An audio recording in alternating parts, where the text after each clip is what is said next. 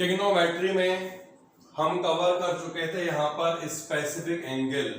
सभी trigonometric ratios को specific angle पे कैसे निकाला जाता है, सारी वैल्यूज को निकालना हमने समझा था और उसके बाद वैल्यू को कैसे याद रखा जाएगा इसकी भी ट्रिक हमने समझी थी। अब इसके बेसिस पर हम आगे बढ़ेंगे और एनसीईआरटी की जो एक्सरसाइज 8.2 है इस टॉपिक पे बेस्ड इस वाली एक्सरसाइज को हम करेंगे आज कंप्लीट। तो बेटा क्वेश्चनों को ध्यान दें। 8.2 एक्सरसाइज क्वेश्चन नंबर 1, यहां पर हमें करना है इवेल्युएट द फॉलोइंग। तो इवेल्युएट का क्या मतलब हुआ, सिंपली यहां पर हमें जो है वैल्यूज को रिप्लेस करना होगा। तो जैसे first question and first part को ध्यान दें, वैसे करके बताऊंगा। तो इवेल्युएट करना है, इसके लिए हम क्या करेंगे, यहां पर जो हमने स्पेसिफिक एंगल्स की वैल्यू को जाना था, इन वैल्यूज को हम रिप्लेस करेंगे। साइन 60 डिग्री, साइन 60 की वैल्यू कितनी हुआ करती थी, √3 अपॉन। कॉस 30 की वैल्यू कितनी हुआ करती थी बेटा, √3 अपॉन 2। लो बेटा फोकस। इसके बाद साइन 30 की जो वैल्यू है ये वैल्यू थी 1/2 और cos 60 की वैल्यू भी 1/2। तो सिंपली कुछ नहीं करना है यार, वैल्यूज जो हमने पढ़ी थी उनको निकाल के लगा देना है और कर लेना है इसे सॉल्व। तो ये सॉल्व करने के बाद 3/4 आएगा, ये 1/4 आएगा। जब एलसीएम लेके सॉल्व करोगे 4/4 आएगा, इसका मतलब हो गया 1। सेकेंड पार्ट पे बढ़ेंगे। इसमें कुछ ऐसा नहीं है कि बहुत देर रुका जाए या कोई ऐसी टेक्निकल काम नहीं कर रहे हैं हम। अब जो सेकेंड वाला पार्ट है 2 tan स्क्वायर 45 डिग्री। देखिए tan स्क्वायर 45 का क्या मतलब हुआ, यहां पर जब भी स्क्वायर होगा तो एंगल का स्क्वायर नहीं होता है, पूरे ट्रिग्नोमेट्रिक रेशियो का स्क्वायर होता है। ये आप समझ लें। जैसे मान लो अगर साइन स्क्वायर x है तो इसका मतलब है ये पूरे साइन x का स्क्वायर होगा। सिमिलरली अगर ये tan स्क्वायर 45 है यानी ये tan 45 का स्क्वायर होगा। और tan 45 डिग्री कितना होता है बेटा, 1। तो ये 1 का स्क्वायर हो जाएगा। इसके बाद है cos स्क्वायर 30। cos 30 हुआ करता है √3/2। स्क्वायर का मतलब है इसका स्क्वायर हो जाएगा। और साइन स्क्वायर 60, साइन 60 कितना होता है, ये भी √3/2 होता है। तो इसका स्क्वायर हो जाएगा। ठीक है बेटा, तो यहां पर ये कैंसिल आउट हो जाएंगे। देखिए ये बन जाएगा 3/4, ये 3/4, यहां पे भी से हम चाहें तो कैंसिल आउट कर सकते हैं। तो फाइनल आंसर इज क्लियर और नॉट। आगे बढ़ें। ओके, थर्ड वाला पार्ट करेंगे हम कंप्लीट। आ जाते हैं बेटा थर्ड वाले पार्ट में। पढ़िए क्वेश्चन और वैल्यू करिए पुट। cos 45 डिग्री, cos 45 की वैल्यू होती है 1/√2।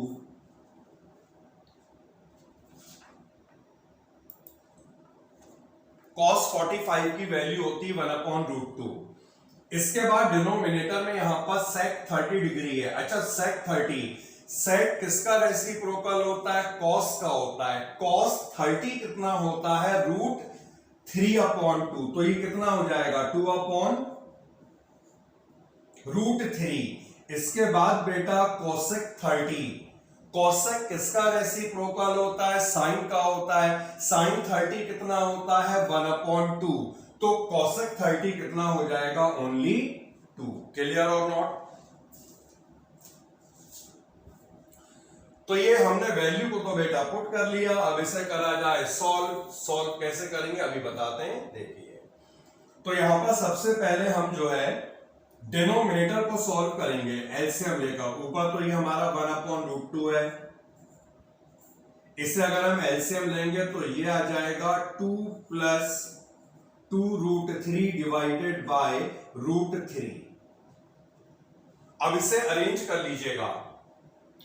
तो अरेंज का क्या मतलब हुआ, देखिए ये यहां पर था 1/√2, जब इसे ऊपर ले जाएंगे तो उसका रेसिप्रोकल हो जाएगा। रेसिप्रोकल का क्या मतलब है, √3 तो ऊपर आ जाएगा और डिनोमिनेटर में क्या रह जाएगा, 2 प्लस 2√3। सबसे पहले यहां पर इसे मल्टीप्लाई कर लो, तो मल्टीप्लाई करने पर ये हो जाएगा √3 डिवाइडेड बाय 2√2 प्लस 2√6। क्लियर। और अब इसके बाद हमें क्या करना होगा, जब भी डिनोमिनेटर में इस तरह के इरेशनल नंबर आ जाते हैं, हम क्या किया करते थे, इसे रैशनलाइज। तो इसे हम रैशनलाइज करेंगे। इसके लिए 2√2 माइनस 2√6 इससे मल्टीप्लाई करा जाएगा न्यूमरेटर और डिनोमिनेटर को। तो सिंपल मल्टीप्लाई करनी है ऊपर, तो यहां पर जब हम मल्टीप्लाई करेंगे ये कितना बन जाएगा, 2√3 इंटू 2/6 और माइनस यहां पर 2√18। डिनोमिनेटर में आइडेंटिटी बनेगी। कौन सी आइडेंटिटी बन रही है यहां पर, a प्लस बी और a माइनस बी। तो a square minus B square क्या आएगा बेटा, a स्क्वायर का मतलब है इसका स्क्वायर, जब इसका स्क्वायर होगा तो ये 8 हो जाएगा, और b स्क्वायर का मतलब है इसका स्क्वायर, 2 का स्क्वायर 4, √6 का स्क्वायर 6 यानी कि 24। एक काम और हो सकता है यार, यहां पर जो √18 दिख रहा है, इस वाले √18 को हम सिंपलेस्ट फॉर्म में ला सकते हैं। 18 को लिख सकते हैं 9 इंटू 2 और 9 का √3 बाहर आ जाएगा, यानी 3 इंटू 2 ये हो जाएगा 6। बोलिए बेटा।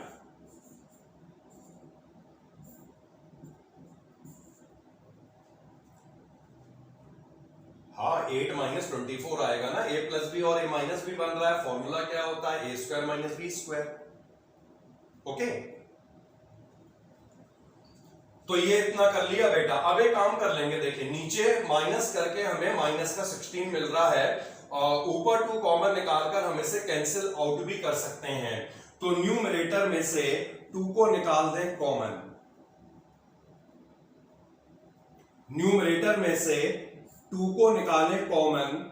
कॉमन निकालने के बाद ये √6 माइनस 3√2 रह जाएगा, डिवाइडेड बाय माइनस का 16 और 2 से 16 को ये कर दो कैंसिल। यार एक काम और कर लेना, जब इतना बेटा कर लिया है तो ये जो डिनोमिनेटर में माइनस साइन है, इस माइनस को अगर हम ऊपर ले जाएंगे तो दोनों के साइन जो है वो चेंज हो जाएंगे। तो माइनस को ऊपर ले जाओ, ये पॉजिटिव हो जाएगा, ये नेगेटिव हो जाएगा, मतलब आएगा 3√2। अरे रुक तो जाओ यार, 1 मिनट पहले क्वेश्चन पूरा करने दो ना। तो ये आ जाएगा 3√2 माइनस √6 अपॉन 8। क्लियर बेटा। तो डिनोमिनेटर में जो माइनस साइन था, इस माइनस को हम ऊपर ले गए, इससे दोनों के साइन चेंज हो जाएंगे।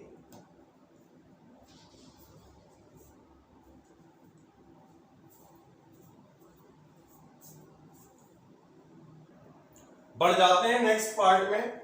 फोर्थ वाला जो पार्ट है इसे देखिएगा, सारी वैल्यूज को पुट करके इसे हमें करना है सॉल्व। ठीक है, तो करते हैं सॉल्व। sin 30 tan 45, बताओ बेटा sin 30 की वैल्यू बताओ मुझे तुम। tan 45 की वैल्यू 1 है ना, और उसके बाद था cosec 60। अच्छा, sin 60 का रेसिप्रोकल है ये, ऐसे याद करो। sin 60 क्या होता है, √3 अपॉन 2, तो इसका रेसिप्रोकल क्या होगा, 2 अपॉन।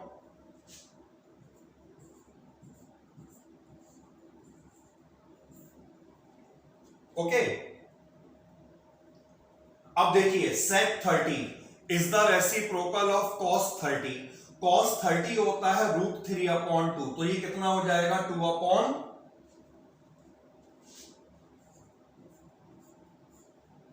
उसके बाद था बेटा cos 60 जो होता है 1/2 होता है, और फिर है cot 45। cot 45 is 1। बस समझ लो यार, क्वेश्चन तो खत्म हो गया। इसके बाद हमें केवल कैलकुलेशन ही तो करनी है और सब तुम्हें मालूम है कैसे कैलकुलेट करा जाता है। 9th में ऑलरेडी इतने सारे केस पढ़े थे, रेशनलाइज करना, ये करना है ना। तो देखिए 1/2 प्लस 1, इन दोनों को ऐड करके कितना आएगा, आधा प्लस 1 होता है 3/2 माइनस 2/√3। सिंपल कैलकुलेशन है। इसी तरह डिनोमिनेटर में देखो बेटा, आधा प्लस 1 कितना होता है 3/2 और प्लस का यहां पर है 2/√3। क्लियर। अब आगे बढ़ाता हूं स्टेप में। जब नीचे हम एलसीएम लेंगे ना यहां पर, तो कितना आएगा तेरा एलसीएम, इसका 2√3 आएगा। इसका भी जो एलसीएम होगा ये 2√3 आएगा। तो एलसीएम के बाद दोनों कैंसिल हो जाएंगे, लेकिन उससे पहले ध्यान रखना यहां पे जब एलसीएम 2√3 आया तो ये इधर पे और ये इधर पे मल्टीप्लाई होता है, मींस कितना आएगा 3√3 माइनस 4। और इसी तरह से जब हम यहां पर सॉल्व करेंगे तो ये आएगा 3√3 प्लस 4। क्लियर हो गया बेटा। हमने न्यूमरेटर डिनोमिनेटर दोनों को एलसीएम लेके सॉल्व करा और जो ये एलसीएम नीचे आएगा ना 2√3 वो कैंसिल आउट हो जाएगा, इस फॉर्म में आ गया। अब नीचे अगर रूट एग्जिस्ट कर रहा है तो क्या करोगे बताओ। इस रूट को हटाने के लिए क्या करते थे, रैशनलाइज किया करते थे। 3√3 माइनस 4, 3√3 माइनस 4 से न्यूमरेटर और डिनोमिनेटर को मल्टीप्लाई। अब ऊपर क्या बन रहा है, a माइनस बी का स्क्वायर बन रहा है, ऊपर बन रहा बेटा। न्यूमरेटर में इसे हम लिख सकते हैं 3√3 माइनस 4 का whole square. And what about denominator, a plus B, a minus B, a square minus B square. जब इसका स्क्वायर करेंगे तो कितना आएगा बताओ 27, और b स्क्वायर 4 का स्क्वायर करेंगे कितना आएगा। क्लियर। अब हमें बेटा क्या करना है ना, इसका स्क्वायर एक्सपेंड कर देना ऊपर, a माइनस बी का स्क्वायर करो। तो a स्क्वायर का मतलब है 27, b स्क्वायर का मतलब है 16 और 2 इंटू a इंटू b, जिसका मतलब हो जाएगा 24√3। क्लियर। 2 into 3 6 into 4 24। नीचे कितना आएगा 11। ऐड कर लो इसे बेटा, कितना मिलेगा ऐड करके ये 43 माइनस 24√3 डिवाइडेड बाय 11। आ गया लो आंसर, है ना भाई। वैल्यू पुट करने के बाद तो कुछ काम नहीं रह जाता है। वैल्यू पुट करने के बाद हमें सिंपली क्या करना है, ऐड सब्ट्रैक्ट करना। कुछ नया काम तो नहीं कर रहे हैं हम। नेक्स्ट क्वेश्चन पे आएंगे। नेक्स्ट पार्ट को देखिएगा, एक पार्ट इसमें और रह गया है, पार्ट नंबर 5। तो यहां पर वैल्यूज लगा के आप बताएंगे मुझे कितना मिलेगा, ठीक है। cos 60 ध्यान रखिएगा, cos स्क्वायर 60 यहां पे जो बन रहा है इसका क्या मतलब है, 1/2 होता है cos 60। तो जब भी स्क्वायर होगा, क्यूब होगा, पावर 4 कुछ भी होगा, तो उस वैल्यू को लगा के उतना कर देना। उतना मतलब स्क्वायर, क्यूब, कुछ भी। तो ये हो जाएगा cos 60 का स्क्वायर। cos 60 होता है 1/2 का स्क्वायर। ऐसे ही sec 30 होता है 2/√3 उसका स्क्वायर, एंड सो ऑन। ठीक है, मुझे बताओ आप लोग वैल्यू पुट करके क्या मिला, और मैं यहां पे इन वैल्यू को लिखने वाला हूं। बताइए 5 मल्टीप्लाइड बाय 1/2 का स्क्वायर,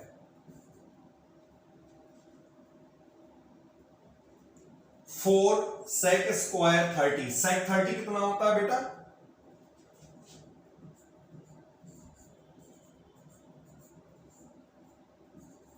तो ये 2/√3 का स्क्वायर हो जाएगा।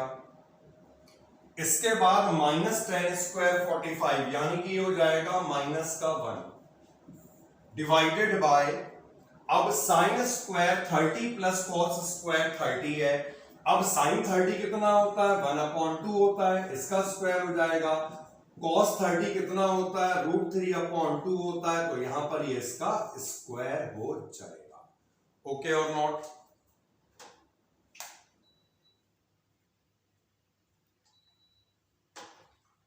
अब इसे हमें करना है सॉल्व। तो ऊपर 1/2 का हमने स्क्वायर करा, यानी हमें मिलेगा 5/4, और यहां पर क्या मिलेगा बता सकते हैं, ये 2 का स्क्वायर हो जाएगा 4 इंटू 4 16, ठीक है, और नीचे √3 का।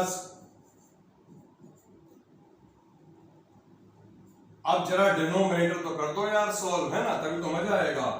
1/2 इसका स्क्वायर करेंगे 3/1/4 आएगा ना, ठीक है। 1/2 का स्क्वायर करा 1/4, इसका स्क्वायर करा 3/4। अच्छा ये बता दो यार, 1/4 3/4 ऐड करोगे 4/4 यानी कि 1, डिनोमिनेटर हो गया 1, हटा दो डिनोमिनेटर को, खत्म इसका खेल। अब केवल जो है न्यूमरेटर रह गया, और यहां पर जब हम एलसीएम लेंगे, इसका एलसीएम आएगा 12, 4 इंटू 3 12 होता है, यानी कितना बनेगा 15, 64 माइनस 12, ओके। 15 माइनस 12 यानी 3, 64 प्लस 3 यानी कि 67। So final answer is 67/12। Move करें बेटा नेक्स्ट क्वेश्चन की तरफ। देखिए नेक्स्ट क्वेश्चन की तरफ आ जाते हैं, और जो नेक्स्ट क्वेश्चन है हमारा, यह है question number 2। Choose the correct option and justify your choice, okay. Option choose करना है यहां पर। तो जैसे सेकंड क्वेश्चन है और इसका यहां पर फर्स्ट वाला पार्ट है, अगर हम इसकी बात करें तो यहां पर हमें क्या करना पड़ेगा सॉल्व करने के लिए, भैया वैल्यू को पुट करना पड़ेगा, ठीक है। तो tan 30 कितना होता है 1/1 plus tan square 30। tan square 30 का मतलब है 1/√3 का स्क्वायर। अब इसे सॉल्व करोगे कोई ऑप्शन तुम्हारा मैच कर जाएगा।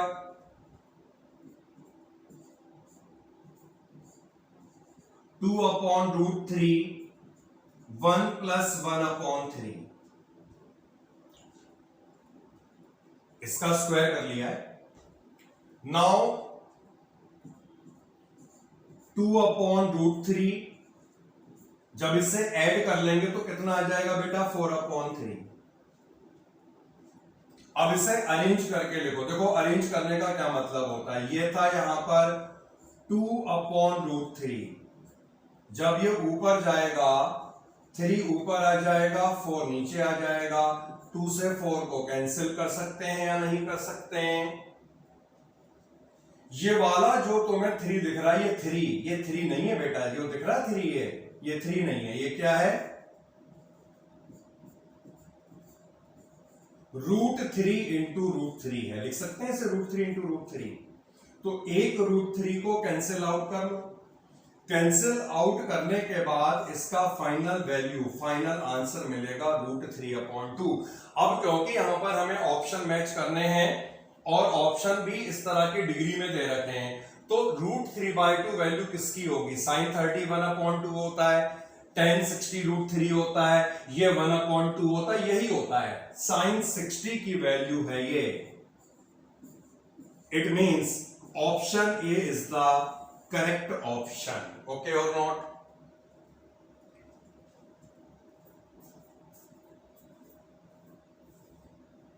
मूव करेंगे नेक्स्ट वाले पार्ट पर, जो सेकंड वाला पार्ट है, देखिएगा 1 minus tan square 45/1 plus tan square 45। tan 45 की जो वैल्यू है ये 1 होती है, तो यहां पर 1 माइनस 1 का स्क्वायर और नीचे 1 प्लस 1 का स्क्वायर, यानी ऊपर 0 आ गया, सब कुछ 0 हो जाएगा।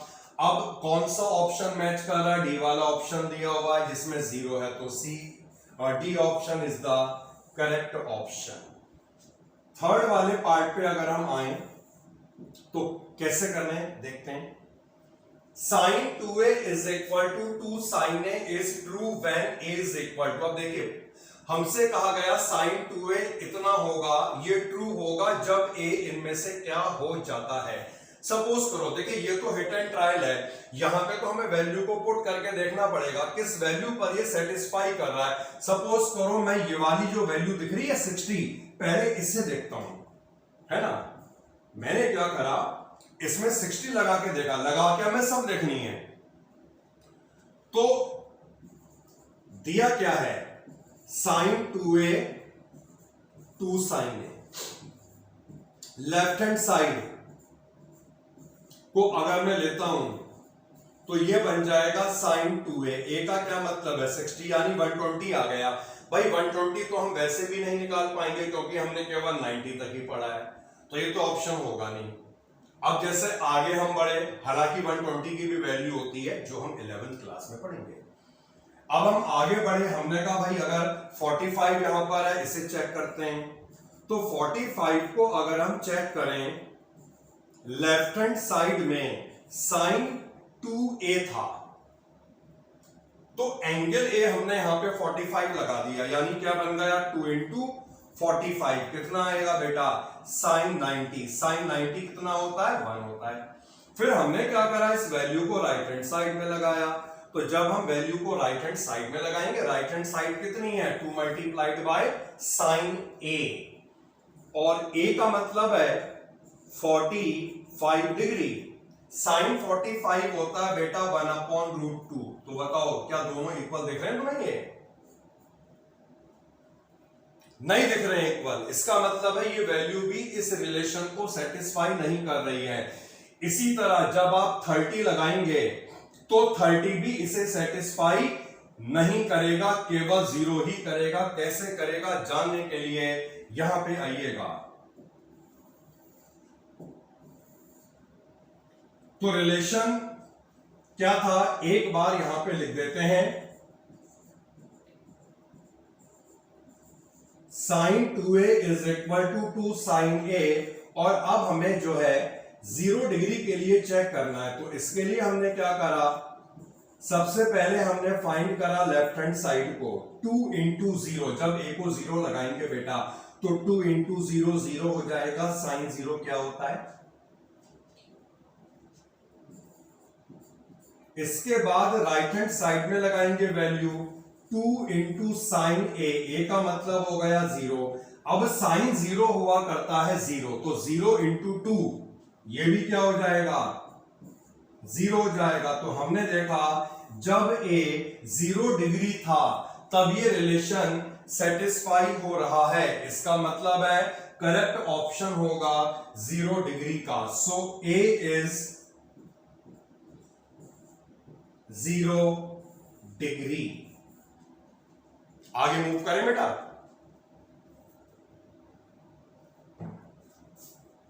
ओके, करिए नोट।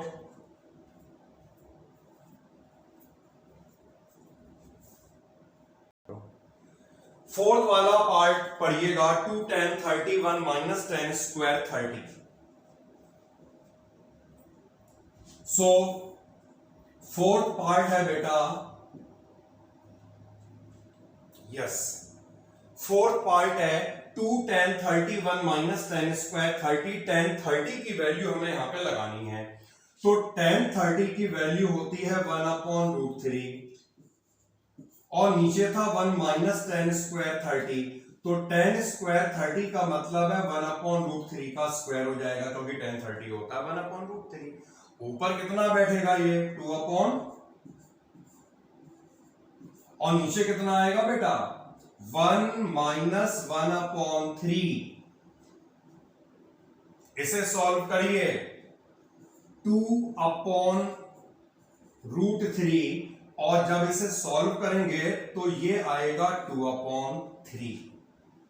इसे हम कर लेंगे अरेंज। अरेंज का क्या मतलब होता है देखिए, 2/√3 मल्टीप्लाइड बाय 3/2। तो इससे ये कैंसिल हो जाएगा। फिर से वही करो, आंसर लाने के लिए देखो हम √3 से मल्टीप्लाई डिवाइड भी कर सकते हैं, या इस वाले 3 को हम √3 इंटू √3 लिख सकते हैं जैसे अभी हमने लिखा था।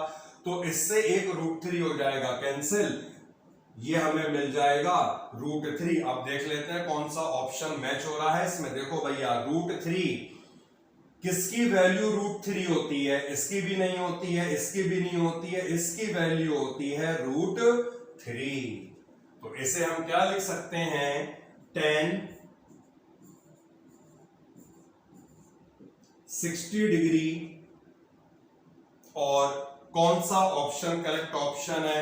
सी option is the correct option. Okay बेटा, बढ़ते हैं नेक्स्ट क्वेश्चन पे बढ़ते हैं। और क्वेश्चन नंबर जो नेक्स्ट वाला है, थर्ड वाला है बेटा,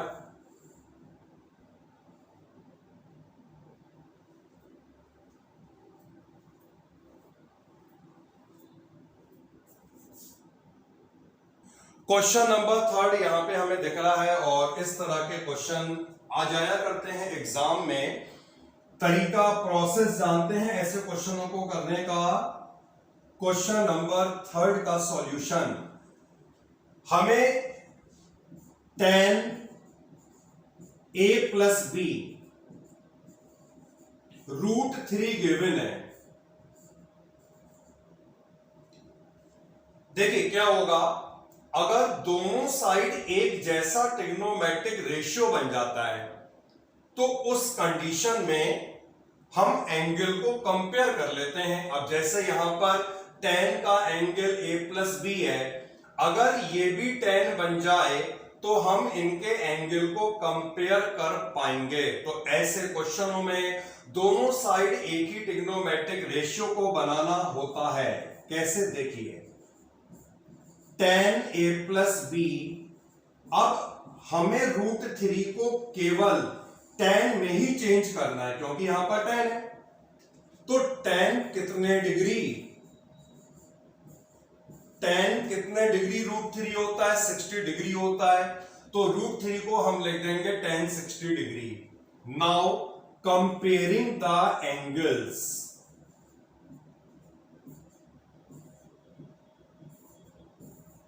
भाई इस साइड में एंगल क्या था? a plus B. इस साइड में एंगल क्या है? 60 डिग्री। तो ये एंगल केवल तभी कंपेयर होगा जब दोनों साइड में एक जैसा ट्रिग्नोमेट्रिक रेशियो बनेगा।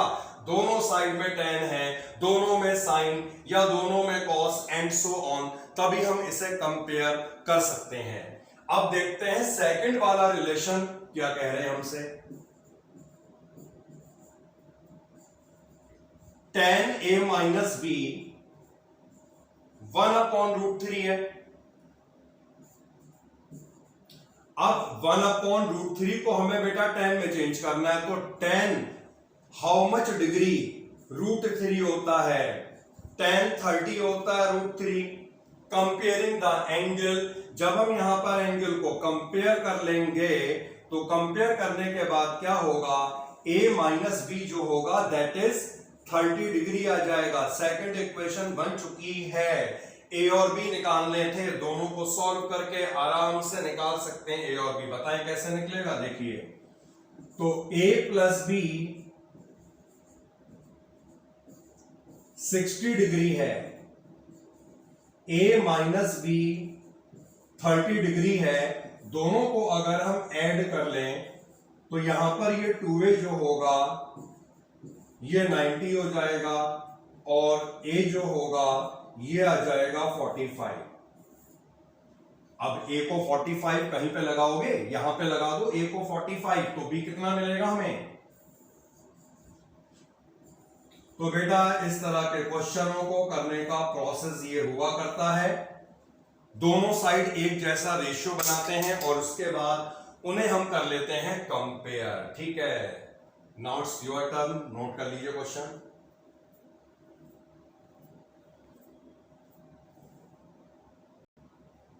State whether the following are true or false. Justify your answer. Sin a plus b is equal to sin a plus sin b. अब अगर हमें इसे जस्टिफाई करना है तो इसमें हमें क्या करना पड़ेगा, इसे प्रूव करने के लिए हमें यहां पर a और b कुछ एंगल की वैल्यू को पुट करना होगा। अब ये नहीं कि आपने मन से अपने a और b पुट कर दिया, वही पुट करेंगे जिनकी वैल्यू हमें मालूम है, जैसे 0, 30, 45, 60, 90 है ना। तो इसे चेक करने के लिए हमने जस्ट एक वैल्यू पुट करी है, a की इसमें 30 कर लेते हैं और b को यहां पर हम 60 पुट कर लेते हैं। जब हम ऐसा करेंगे तो हमें यहां पर जो लेफ्ट हैंड साइड है वो क्या मिलेगी, लेफ्ट हैंड साइड है साइन ए प्लस बी, ठीक है। और जब हम यहां पर ए और बी दोनों लगाएंगे तो हमें कितना मिल जाएगा बेटा?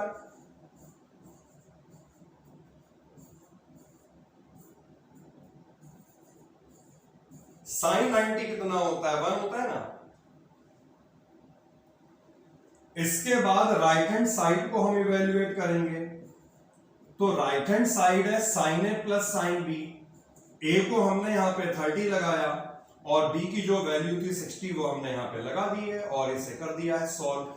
Sign 30 1/2 cos sine 60 √3/2।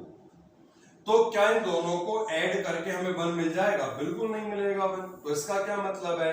ये दोनों इक्वल नहीं आ रहे। देखिए अगर ये रिलेशन सही होता, अगर ये रिलेशन सही होता तो ए और बी एंगल कुछ भी हो सबके लिए सेटिस्फाई करता, चाहे ए और बी एंगल कुछ भी क्यों नहीं होते सभी के लिए सेटिस्फाई करता। लेकिन हमने देखा एक एग्जाम्पल पुट करके सेटिस्फाई नहीं कर रहा है, इसका मतलब है किसी के लिए भी सेटिस्फाई नहीं करेगा। तो फर्स्ट वाला जो पार्ट है ये हो जाता है फॉल्स।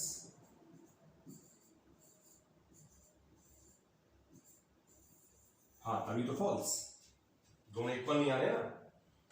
अब इसके बाद सेकंड वाला जो पार्ट है इसे ध्यान देंगे। क्या कहा जा रहा है? Value of sine theta increases as theta increase. बिल्कुल सही बात है। जब हमने साइन की वैल्यू को समझा था, देखिए कैसे समझा था, यहां पे लिख देते हैं साइन थीटा और यहां पे लिख देते हैं वैल्यू 0, 30, 45, 60 और 90। तो साइन 0 की वैल्यू क्या थी बेटा? 0 थी। साइन 30 की वैल्यू कितनी थी? 1/2 थी। साइन 45 की वैल्यू कितनी थी? 1/√2 थी। साइन 60 की वैल्यू कितनी थी? √3/2 और साइन 90 कितना था? 1 था। तो ध्यान रखिए जैसे जैसे थीटा इंक्रीज हो रहा है, थीटा 0 था, फिर 30 हुआ, 45 हुआ, 60 हुआ, 90 हुआ, तो थीटा के इंक्रीज करने के साथ साथ साइन की वैल्यू भी तो बढ़ रही है। पहले 0 थी, फिर 0.5 हुई, फिर थोड़ी सी और बढ़ी, फिर और बढ़ी, लास्ट में 1 हो गई। तो जैसे जैसे थीटा बढ़ रहा है साइन की वैल्यू भी इंक्रीज हो रही है। इसका मतलब है ये वाला जो पार्ट है ये हो जाता है ट्रू।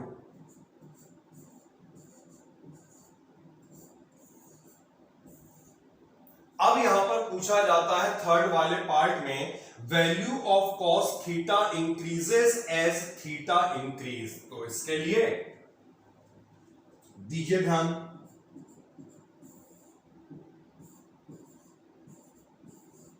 तो यहां पर हम कॉस की वैल्यू को लिखते हैं 0,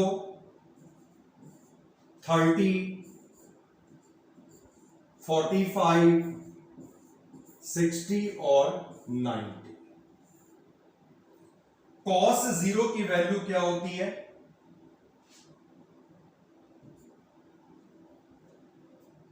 कॉस 30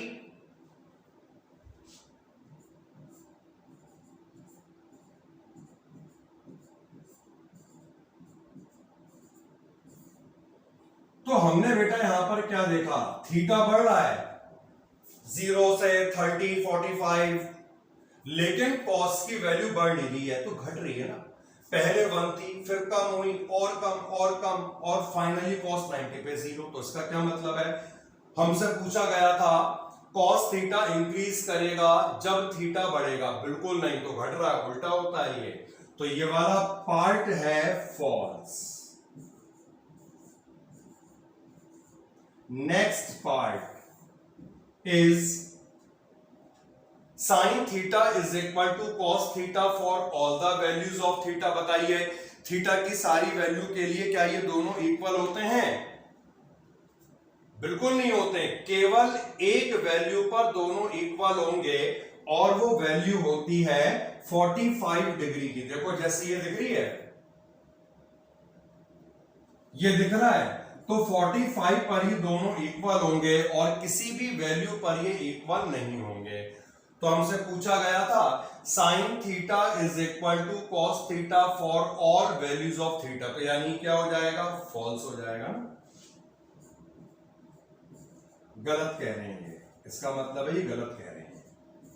फिफ्थ वाले पार्ट को जानते हैं, cot A is not defined for A is equal to 0 degree. जब A 0 डिग्री होगा तो cot डिफाइन नहीं होगा। क्या ये सही कह रहे हैं? बिल्कुल सही कह रहे हैं। देखिए कैसे कह रहे हैं, जो tan 0 की वैल्यू होती है ना बेटा, वो कितनी होती है, 0 होती है। अब cot होता है tan का रेसिप्रोकल, तो इसका क्या मतलब है, जो cot 0 डिग्री होगा ये 1/tan 0 होगा, नहीं होगा। और tan 0 क्या होता है, 0 होता है, यानी cot 0 कितना आ जाएगा,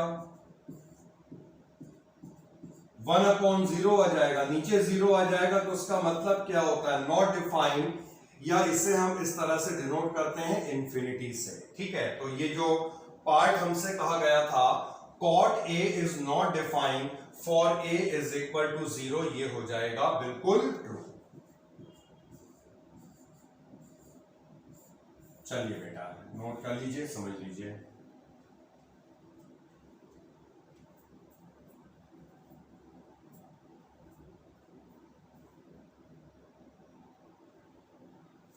यहां तक हमने कवर कर लिया है ये वाला टॉपिक, और इसके बाद अब हम स्टार्ट करेंगे नेक्स्ट टॉपिक से कल के लेक्चर में, ट्रिग्नोमेट्रिक रेशियोज कॉम्प्लीमेंट्री एंगल को। तो मिलते हैं बेटा कल के लेक्चर में। ओके बाय, टेक केयर, जय हिंद।